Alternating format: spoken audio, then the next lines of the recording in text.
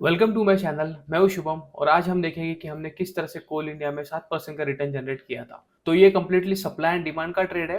हमने सिर्फ demand area को देखकर ही इसमें एक एंट्री बनाई थी और इसमें मैं आपको दो ट्रेड एक्सप्लेन करने वाला हूँ। बट देखो, हमने ये वाले अकाउंट में 12 तारीख से एंट्री बनाई थी, 12 तारीख से ट्रेड किया था, तो हम एंट्री 12 तारीख से देखेंगे। बट एक और उसके पहले मैंने एक ट्रेड किया था, वो दूसरे अकाउंट में था, पर मैं तो भी आपको वो बता दूंगा कि किस तरह से हमने उसका भी एनालिसिस किया था और किस तरह से उसमें भी हमने 10% का रिटर्न जनरेट किया था। 1 आवर के टाइम फ्रेम में हम चले जाते हैं अभी। और 22 तारीख का जो ट्रेड है वो मैं आपको बाद में एक्सप्लेन करूंगा। पहले हम ये वाला जो सपोर्ट एरिया का जो ट्रेड है, जो हमने डिमांड एरिया पे क्रिएट किया था यहाँ पर, वो हम देख लेते हैं। अभी अगर कोल इंडिया को अगर आप देखोगे तो कोल इंडिया यहाँ से नीचे के साइड में मूवमेंट करते हुए आ रहा था, ठीक है। और इस जगह पर अगर आप देखोगे तो इसने एक अच्छा सपोर्ट क्रिएट किया था, फिर से एक सपोर्ट क्रिएट किया, अपसाइड में बाउंस किया और फिर से सपोर्ट क्रिएट करके अपसाइड में बाउंस किया। अभी अगर आप ये सोचोगे कि हमें किस तरह से फाइंड आउट करना है कि सपोर्ट एरिया कहाँ पर है, रेजिस्टेंस एरिया कहाँ पर है, ठीक है। फर्स्ट टाइम हमें पता नहीं चलता है, जब वो फर्स्ट टाइम वहां से बाउंस करता है तो वो तब हमें पता नहीं चलेगा कि वो सपोर्ट एरिया है या रेजिस्टेंस एरिया है। अगर यहाँ पर आप देखोगे तो यहाँ से रेजिस्टेंस एरिया क्रिएट हो चुका था। क्यों? क्योंकि यहाँ से फॉल हुआ। तो हमें एक बात पता चल गई कि यहाँ पर एक रेजिस्टेंस एरिया है, क्योंकि यहाँ से एक फॉल किया था। और उसके बाद में अगर आप देखोगे तो इस जगह से एक बाउंस आया था अपसाइड के मूवमेंट के लिए, ठीक है। ये वाला जो एरिया है, फिर ये वाला एक सपोर्ट एरिया क्रिएट हो गया। तो हम क्या करेंगे कि इसे मार्क कर लेंगे और इसे भी मार्क कर लेंगे। तो चांसेस किस हिसाब से होते हैं, ये फिर से इस एरिया पे आए तो हो सकता है कि यहाँ से एक अपसाइड का मोमेंटम क्रिएट कर सकता है। तो इस हिसाब से हमें एनालाइज करना पड़ता है। ओके, तो अभी हमें क्या पता चल गया कि यहाँ पर एक सपोर्ट एरिया है और इस जगह पर एक रेजिस्टेंस एरिया है, ठीक है। जब ये अपसाइड में मोमेंटम किया तो इसने ये रेजिस्टेंस एरिया को ब्रेक कर दिया और अपसाइड में गया। बट अगर आप देखोगे तो यहाँ से एक अच्छा फॉल क्रिएट हुआ था, ठीक है, एक अच्छा डाउन साइड में मोमेंटम आया। तो ये भी हमारे लिए एक जोन बन गया। यहाँ से एक फॉल बहुत ही ज़्यादा शार्पली यहाँ से एक फॉल हुआ है, तो ये भी हमारे लिए एक सप्लाई जोन की तरह एक क्रिएट हो गया, ठीक है। बट उससे पहले जो हमारे पास सप्लाई एरिया है वो वाला ये है, ठीक है। ये वाला जो एरिया है वो हमारे लिए सप्लाई एरिया है। तो यहाँ से एक नीचे की साइड का मोमेंटम का चांस था और यहाँ से ही नीचे की साइड में मोमेंटम आप किया भी है। ओके, डॉट जब आप रेजिस्टेंस एंड सपोर्ट ड्रॉ करते हो तो एक लाइन ड्रॉ करते हो, ओके, लाइन ड्रॉ करते हो। बट अगर आप सप्लाई एंड डिमांड ड्रॉ करते हो तो एक आप जोन ड्रॉ करते हो उसमें। तो लाइन और जोन में बहुत ज़्यादा डिफरेंस होता है। जोन मतलब एक जगह पर अगर आता है तो वहाँ पर उस प्राइस से कहीं से भी वो मोमेंटम कर सकता है। जैसे आप 470 से लेकर 465 का ये जोन क्रिएट हो गया था यहाँ पर, तो यहाँ से कहीं से भी ये मोमेंटम नीचे के साइड का कर सकता था। तो इसके हिसाब से हमें वो सप्लाई ड्रॉ करना पड़ता है, या हमें डिमांड, यहाँ पर आप देख सकते हो ये डिमांड ड्रॉ करना पड़ता है, ताकि ये कहीं से भी इस एरिया से ये बाउंस कर सकता है। आप यहाँ पर देख सकते हो कि इस एरिया पे आया, फिर से यहाँ से अपसाइड का मोमेंटम किया, यहाँ से जो नीचे गया थोड़ा, ये कहाँ से गया, ये जो आपको एरिया दिखाई दे रहा है, यहाँ से ये नीचे फिर से आया था, बट फिर से बाउंस हुआ, हमारे डिमांड एरिया से ही अपसाइड में बाउंस हुआ, ठीक है। तो इस हिसाब से आपको फाइंड आउट करना पड़ता है। हमेशा जब आप इक्विटी में स्विंग ट्रेड फाइंड आउट करो तो हमेशा डिमांड एरिया के पास में ही फाइंड आउट करना है। जितना आपको डिमांड एरिया के पास में मिलता है उतना ही अच्छा होता है, क्योंकि आपको फिर पता रहता है कि कहाँ पर आपको स्टॉप लॉस लगाना है। जब डिमांड एरिया को क्रॉस करे तो आपका स्टॉप लॉस हिट हो जाएगा, और अगर वहां से एक बाउंस कर दिया उसने तो हमें 2:1 के हिसाब से अच्छा खासा रिस्क रिवॉर्ड मिल सकता है। ये एक ट्रेड था, ठीक है, इस जगह पर। बट हमने जो अकाउंट में आपको दिखाता हूँ, ये वाला जो अकाउंट आपको दिखाता हूँ, तो यहाँ पर हमने 22 अप्रैल से शुरू किया था। तो 22 अप्रैल से मैं आपको दिखा रहा हूँ, तो 22 अप्रैल का भी एक ट्रेड है कोल इंडिया का। पर उससे पहले भी मैंने एक ट्रेड बनाया था कोल इंडिया में, वो भी मैं आपको बताना चाहता हूँ। उसमें हमने 10% का रिटर्न जनरेट किया था और यहाँ पर हमने वो बुक किया था। जब यहाँ पर ये क्रॉस करने लगा तो यहाँ पर मैंने एक एंट्री बनाई थी कोल इंडिया में, ओके। और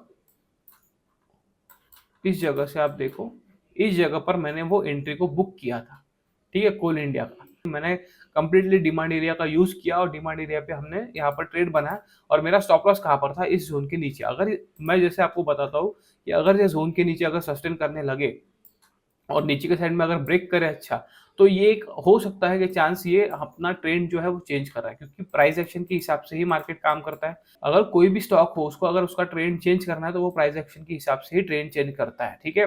डायरेक्टली वो फॉल नहीं करेगा। वो अगर फॉल भी करता है ना ऐसे, तो भी वो बाउंस करता है। तो प्राइस एक्शन के हिसाब से अगर आता है तो वो अच्छा सस्टेनेबल वे पे नीचे की साइड में मोमेंटम करता है। तो उसी तरफ से अगर यहाँ पर एक कंसोलिडेशन जोन बनता, कुछ प्राइस एक्शन क्रिएट होता और वहाँ उसके बाद में अगर वो नीचे जाने लगता तो एक हम स्टॉप लॉस बुक कर सकते थे। बट ये तो जोन के नीचे ही था ना हमारे।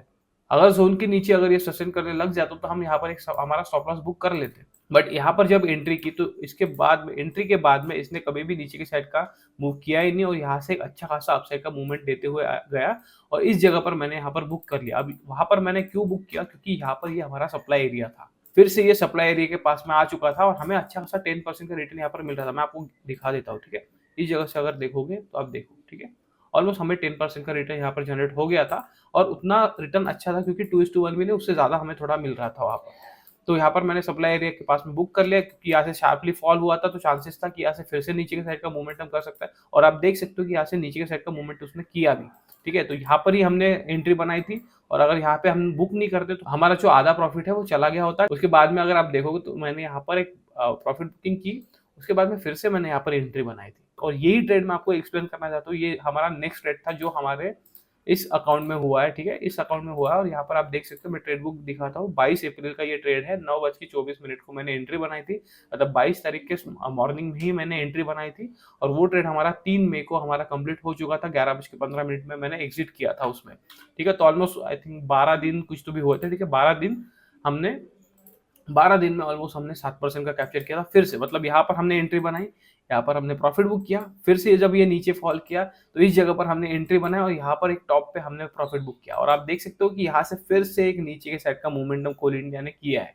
तो इस हिसाब से अगर आपको सप्लाई एंड डिमांड अगर समझ गया तो आपके लिए इतना ईजी हो जाता है। आप हमेशा फिर फाइंड आउट करोगे अपॉर्चुनिटी की हमें सप्लाई के पास में हमारा प्रॉफिट बुकिंग करना है और डिमांड के पास में डिमांड एरिया पे अगर है कोई भी स्टॉक तो वहां पर हमें एंट्री बनानी है, एंट्री फाइंड आउट करना है, ठीक है। तो आप वहां पर देखोगे कि अगर डिमांड एरिया के पास में रहता है तो वहां पर आप पैटर्न देखोगे, कुछ वहां पर सपोर्ट देखोगे, ठीक है। वहां से अगर कुछ कैंडलस्टिक क्रिएट होती है तो कैंडलस्टिक देखोगे, उसके बेसिस पे आप ट्रेड वहां पर बना सकते हो।